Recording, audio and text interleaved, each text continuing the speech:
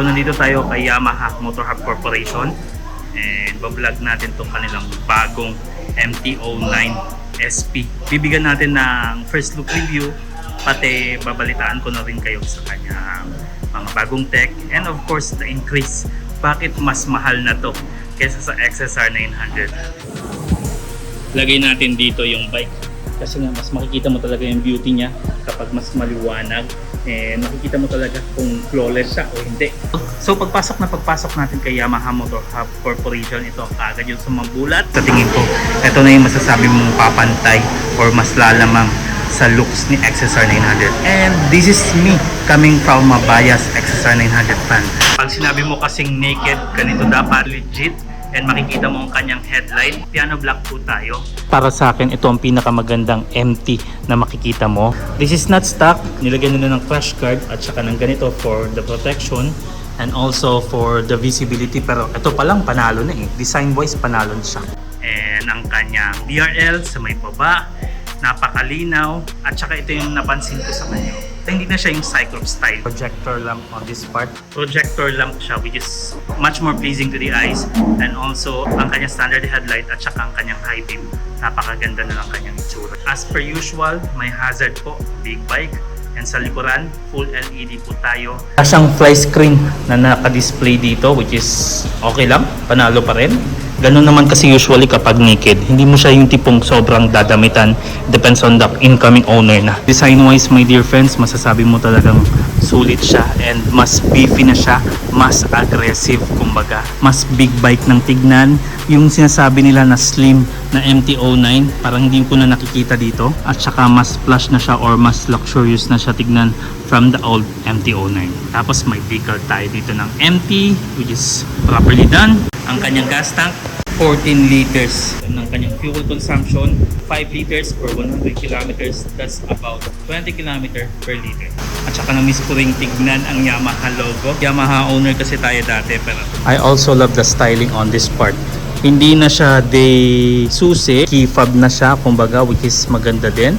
And SP kasi kaya masasabi mo talagang nandoon sa kanya halos lahat ng gusto mong makita sa technology ni Yamaha na nilagay niya sa mga MT. Si MT-09, pareho sila ng mga engine ng lahat ng CP3 lineup which is yung mga 900cc katulad ng Racer 9 GT, XSR 900. Meron siyang 890 cubic centimeter liquid cooled engine, naka dual overhead cam siya, 4 valves each cylinder. At saka the beautiful thing about this bike, it has a bi-directional quick shifter which is totally responsive and may indicator din siya. When it comes to the performance, meron siyang 120 horsepower at 10,000 RPM, 93 Nm of torque at 7,000 RPM. Ride modes meron din po. Meron tayong rain, street, and sport. Kung medyo madulas ang daan and yung tipong medyo beginner ka, you can put it on rain. And you may have the street if you're only on the highway, pero kung gusto mo ng full-on hooligan, doon tayo sa sport. Ngayon, meron siyang custom 1 and custom 2 na you may adjust the power, the ABS, the balancing, the SCS, lahat-lahat ng adjustability niya na namanan niya kay R1M, pwede mong ma-adjust dito. Ang kanyang timbang, 194 kilograms. Isa pa rin sa pinakamagaan na sub-liter bike if you're going to ask me. And if you're going to compare it with other bikes as well, my dear friends, this one looks beefy, pero yun nga, magaan pa rin. Ang pag 5 feet 6 tall rider ka. Almost flat-footed. Okay siya, panalo. And malapit yung kanya handlebar which is totally fine. And kung gusto mong hindi pang racing na talaga, ayun. Okay siya.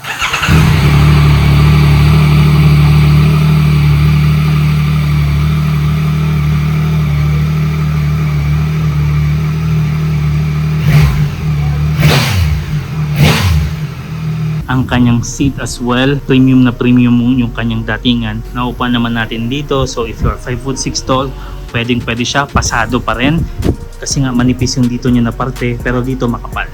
So pang racing talaga yung kanyang datingan kahit na street bike siya kasi yung puwet mo nakaumbok dito, separated siya sa kanyang pillion. And yung pillion niya kung titignan nyo, malapad yan my dear friends, wala nang butas, pero kung titignan nyo po itong parte na to, I love the styling on this part. All the way here.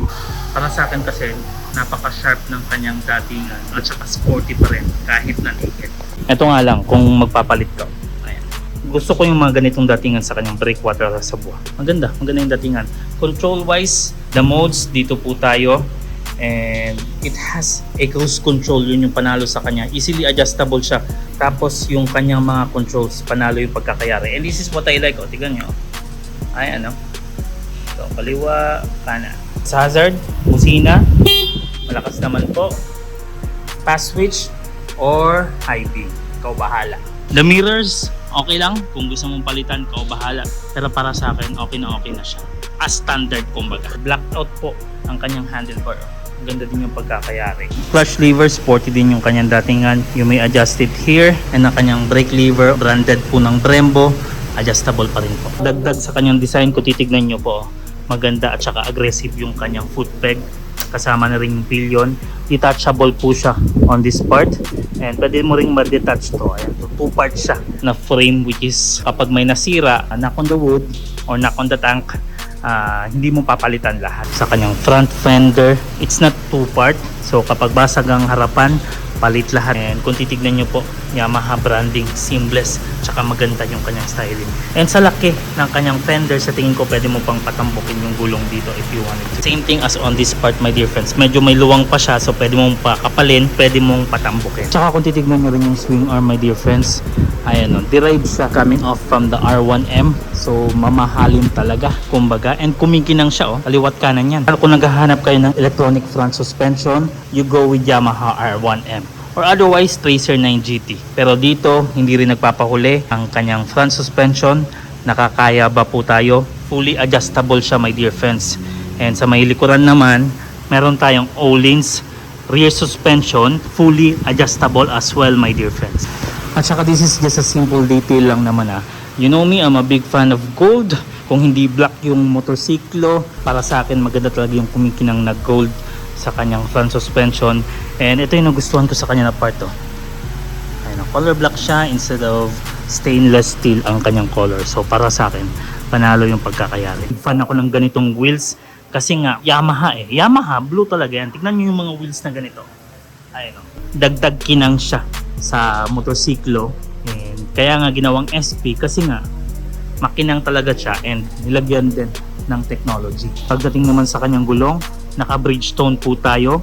And ang stock size niya sa may harapan 120, 70, R17. Sa may likuran naman 180, 55, R70. Pagdating naman sa kanyang brakes, meron po tayong 298mm dual disc sa may harapan. And alam nyo na, kapag SP, actually kahit na hindi SP, ginagamit na to matagal na ni Yamaha. Meron siyang Brembo caliper. And sa may likuran naman, 245mm disc brake. Single po siya. And ayan o, naka Nissan caliper. Ang SRP ni Yamaha MT-09 SP, 799,000 Philippine pesos. Pero nakita nyo naman kanina, this is a used bike. Pre-owned kumbaga. Kakalipad lang kasi ng old owner sa Amerika. So he has to leave the bike. 15 kilometers pa lang po. 744,000 Philippine pesos. I will link in the description yung number ng salesman and banggitin nyo na lang na pinili nyo dahil napanood nyo kay Baldo. Ayan. Massive shoutout kay Motor Hub Corporation for allowing me to vlog in their Yamaha motorcycles again. So ayan, massive shoutout kay Boss AJ and massive shoutout na rin kay Ma'am Rose. Ayan, may gusto ko pa shoutout Ma'am Rose. Shoutout nga pala sa On the mga spot. kababayan natin. Surigao, no? Surigao. Ayan, massive Doon shoutout. sa Surigao, Marajaw Karajo sa Ijo Road. Ayan o. Baka may special someone kang gusto mo. Wala. Ayan. Massive shoutout kay Ma'am Rose. Well, my dear friends, if you have violent reactions, let me know in the comment section below. And Exodus 14:14 to everyone. Keep on praying and trust the process. And I'll see you in the next.